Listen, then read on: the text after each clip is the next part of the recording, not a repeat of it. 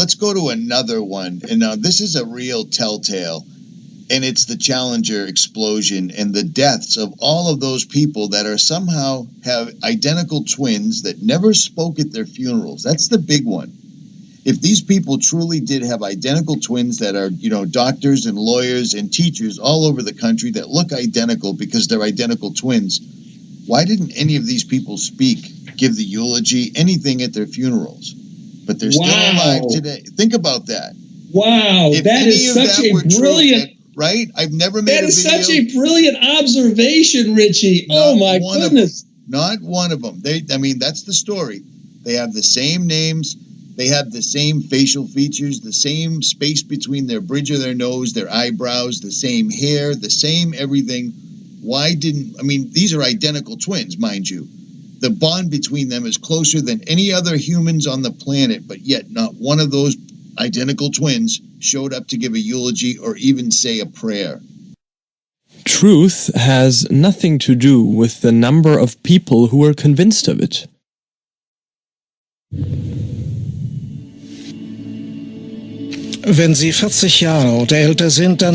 If you are 40 years or older, you may remember January 28, 1986. It was the day of a huge NASA catastrophe off the coast of Cape Canaveral, Florida, where at 11:38 a.m. EST, 73 seconds after takeoff, Space Shuttle Challenger exploded in a tremendous burst over the Atlantic. All 7 crew members were killed, 5 NASA astronauts and the 2 payload specialists.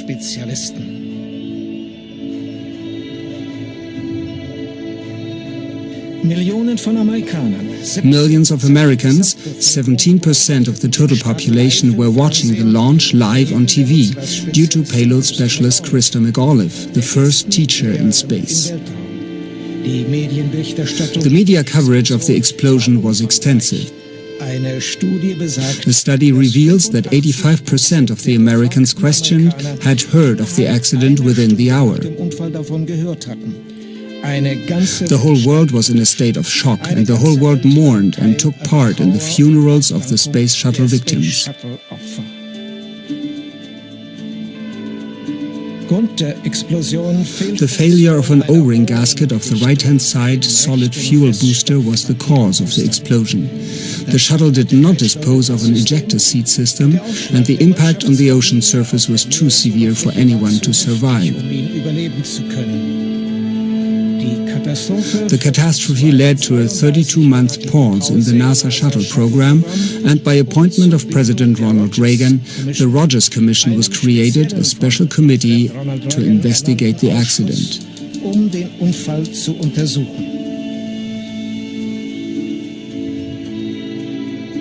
These are the names of the 7 crew members of the Challenger. First, Francis Richard Scobie, Commander. Second, Michael John Smith, Pilot. Third, Ronald McNair, Mission Specialist. Fourth, Alison Onizuka, Mission Specialist. Fifth, Judith Resnick, Mission Specialist. Sixth, Gregory Jarvis, Payload Specialist. Seventh, 𝗦𝗵𝗿𝗶, Payload Specialist.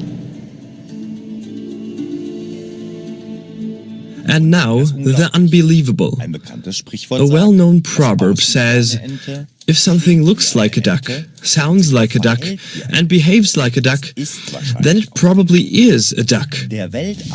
For a second time, this matter leaves the world breathless. Though this latest shock even surpasses the one 30 years ago.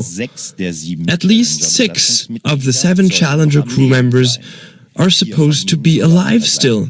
4 of them even with the same name. Here is the evidence to review. First, Francis Richard Scobie, Commander of the Space Shuttle Challenger. Francis Richard Scobie, born May 19, 1939, Commander of the Space Shuttle Challenger. Exactly 30 years after the Challenger crashed, he was spotted as a CEO of Cows and Trees, which was and today still is a marketing advertising agency in Chicago. When you take a look at these two pictures, you can see at least three features that show a strong resemblance. First, the same high forehead and the same eyebrows, and also the eyes facing slightly downwards at their outer corners. And all this always with his middle name Richard and the same age. You can find the picture on the right side also on his LinkedIn page.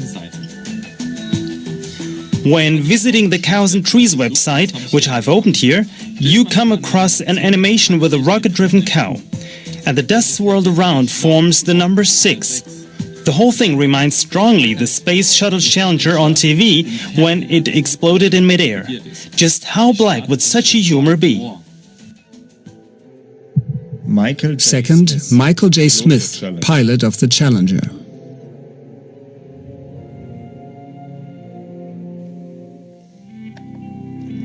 Born on the 13th of April 1945, pilot of the Challenger.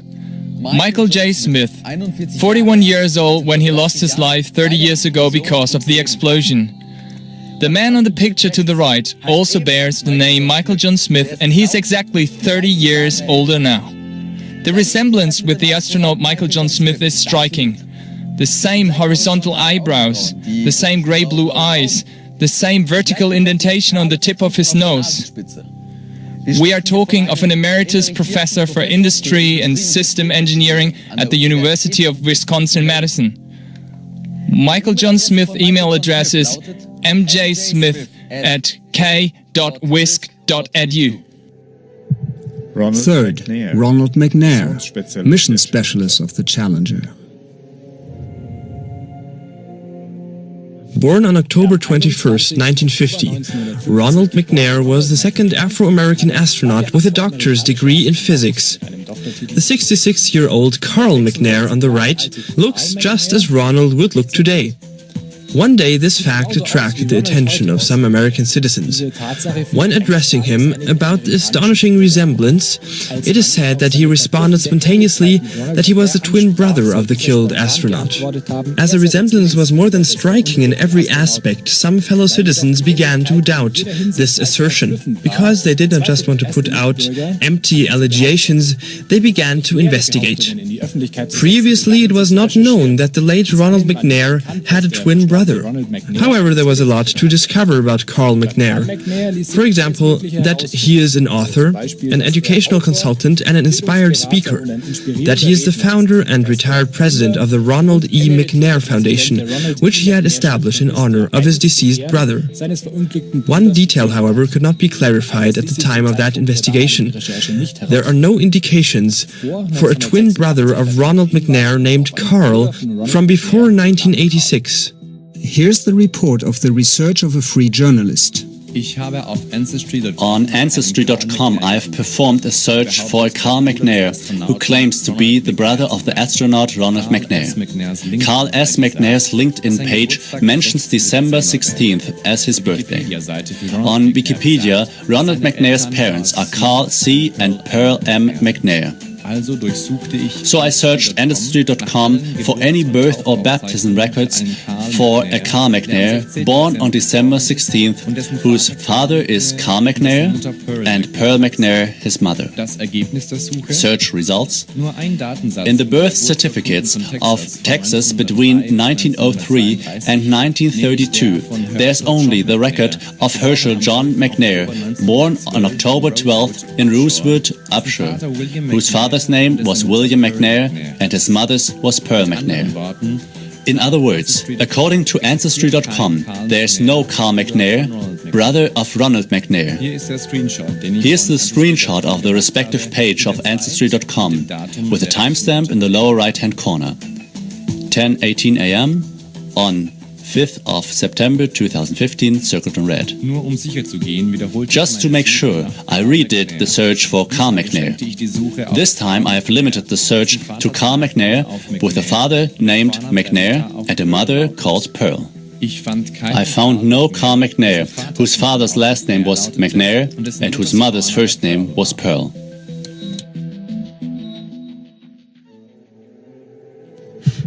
Fourth, Alison Onizuka, mission specialist of the Challenger.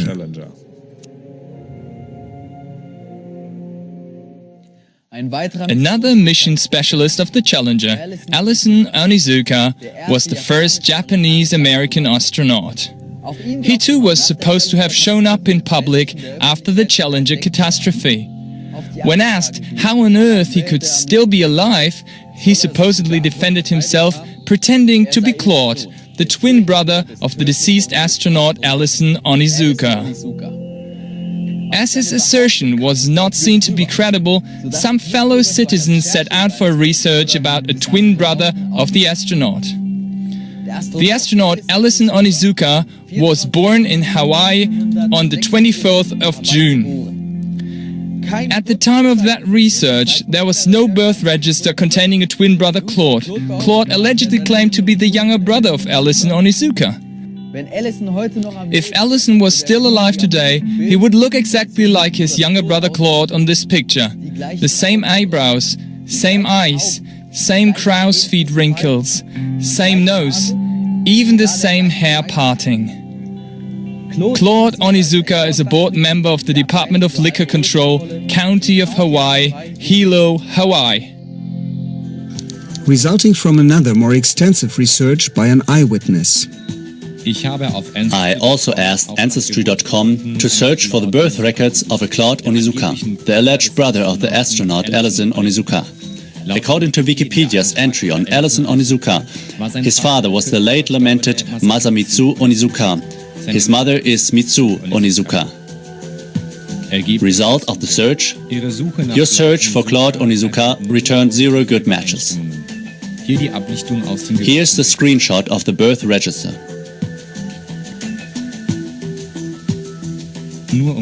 Just to be sure, I redid the search for Claude Onizuka, this time without specifying the names of the parents. There were 36 results, none of which was Claude Onizuka. In other words, according to Ancestry.com, at the time of this research, no one named Claude Onizuka had ever been born in the United States. Fifth, Judith Resnick, mission specialist of the Challenger.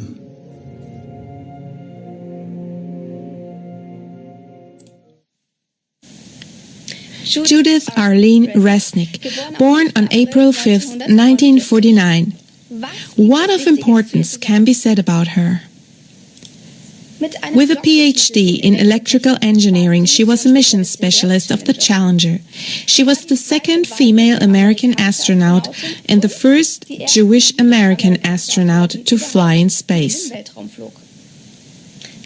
And now comes the interesting part. At Yale Law School, there is a chair held by a professor named Judith Resnick. The same name, this may occasionally happen. However, not only is it remarkable that now she is exactly 30 years older than the astronaut Judith Resnick when she was killed. She has exactly the same name, the same appearance, and the same voice as the deceased astronaut. And what is she doing at the Yale Law School? She's a professor of law for the Arthur Lehman program. Now, let's return to compare the pictures. Like the astronaut Judith Resnick, this professor has dark, curly hair, dark eyes, the same shaped eyebrow, and the same lines on both sides of the face extending up from the jaw. What else can we see? Their mouth, the way they look, and their gestures are exactly the same. Here is another picture to compare. Look here at her mouth. The upper lip of both Judith Resnicks form a slight peak when they speak. Do you see this? And is all this at random or coincidental? Hereinafter, 2 elaborate investigations are presented about Judith Resnick as witness reports. Whoever compares the voices of astronaut Judith Resnick 30 years ago, along with Professor Judith Resnick, comes to the conclusion it's about one and the same woman. So let's finally listen to this voice comparison. Judith Resnick before and after 30 years. Well, I too am glad to be here one more time, and I am hoping that the affliction that Steve Hawley had from the 41D mission specialist of the delays hasn't rubbed off on me. And there were fewer than 40 federal judges around the United States, and they didn't need a building of their own. They were tucked into facilities like this. And, of course, what the U.S. government did was this was a form of tax, and Marine hospitals, health care. And I think the guys behind me are hoping that it hasn't also. Otherwise, they might throw me. Of course, is the Civil War, and with the Civil War and the North conquest of the South. Otherwise, they might throw me off the flight. The U.S. federal government owned and I will now introduce about 50 buildings around the entire hoping that it has United as they might States. Throw me And off none the of flight. Are all these inconsistencies pure coincidences, or is it about a worldwide deception of enormous proportions? One must not mistake the majority for the truth. Sixth, Sharon Christa McAuliffe, payload specialist of the Challenger. On September 2nd, 1948, Sharon Christa McAuliffe was born. She too was one of the astronauts killed on the Challenger. She was a teacher for social studies at Concord High School in New Hampshire, where she was selected from more than 11,000 applicants to participate in the NASA project Teacher in Space. If the Challenger had not exploded, she would have been the first teacher in outer space. Had she not died in the Challenger disaster, McAuliffe would be 68 years old today. In the course of the research about the space shuttle deception, also for Sharon McAuliffe, apparently an exact double was found with the same looks and, believe it or not, with the same name. Even considering the 30 added years, this exceptional professor of law at Syracuse University looks exactly the same as the astronaut McAuliffe. But not only does she look identical, but she is also exactly the same age. Note also the details, for example, how her hair growth extends from the center of her hairline to the left of her forehead.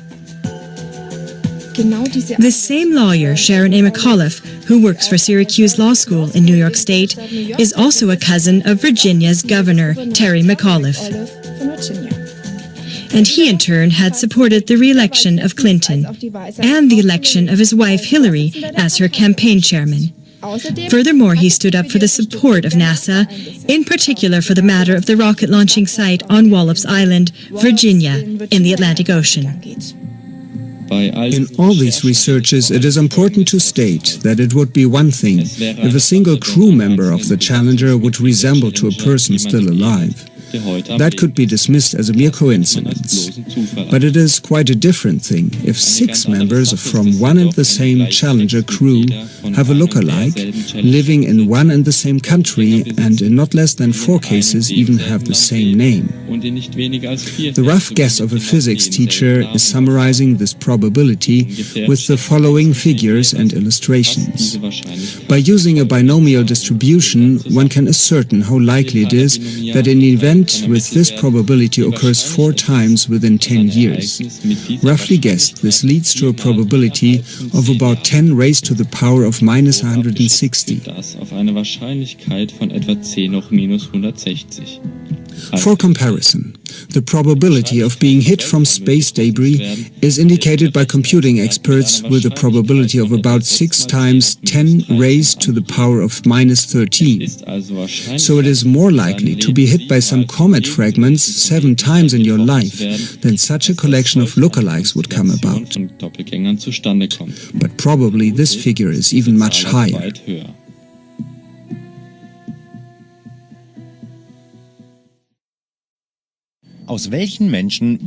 What kind of people would the NASA be composed of if they are able to lie deliberately and to bluff a whole world for more than 30 years?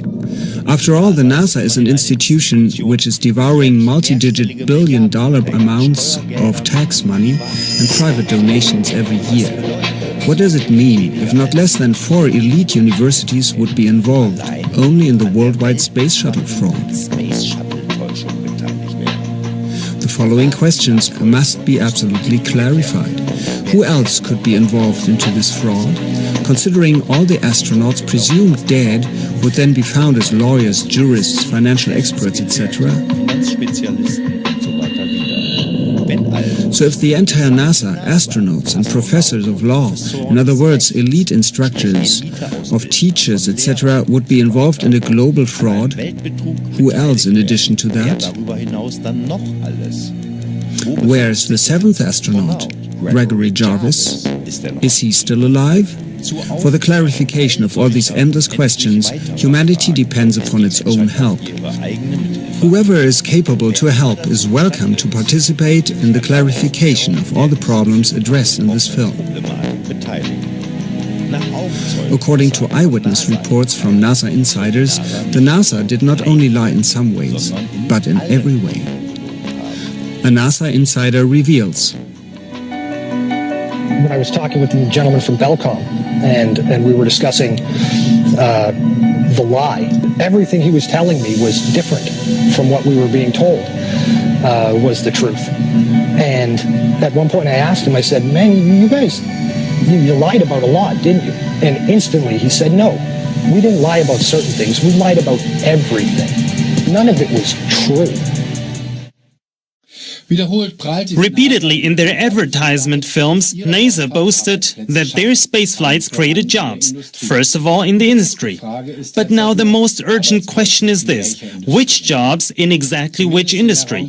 At least in the spaceflight industry, various NASA astronauts were not taking an active part during the Great Moon or Space Shuttle flights. So a NASA insider recently claimed that he cannot take part anymore for his conscience sake in the whole worldwide deception, as he calls it. He says that the NASA does not lie to the world only in some aspects, but in every single aspect. Because of similar testimonies of other NASA insiders, freelance journalists took a kind of a crucial test. With a Bible in their hand, they placed themselves in front of all these famous hyped astronauts and let them swear on the Bible that they really had been on the moon and had not been lying to the world. But listen and watch for yourself. And like this, all astronauts reacted when being asked. You want me to knock you in the head? Well, I want you to swear to God on the Bible that you walked on the moon. Okay. If you walked on the moon, we're given the opportunity to swear to God that you walked on the moon. I'm going to give you the opportunity to get the hell knocked out of you if you don't leave me alone. So why don't you just put the end to the record in the argument and put your hand on the Bible, swear to God you walked on the moon. Mr. Several, knowing you, that's probably a fake Bible. You really like attention, don't you? You're the one who said you walked on the moon when you didn't. Calling the kettle black, if I ever thought of it. Saying I misrepresented myself. Away from me. You're a coward and a liar and a thief. You're a coward and a liar. You're a coward and a liar. Well, you're talking to the wrong guy. Why don't you talk to the administrator in NASA? We're passengers. We're guys going on a flight.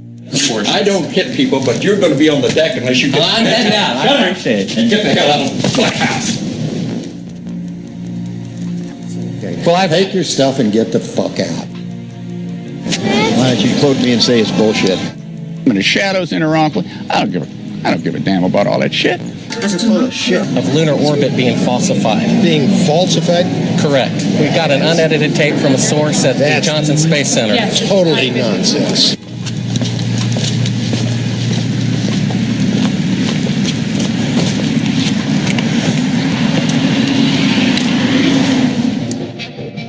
Mr. Seibel, you do not deserve answers.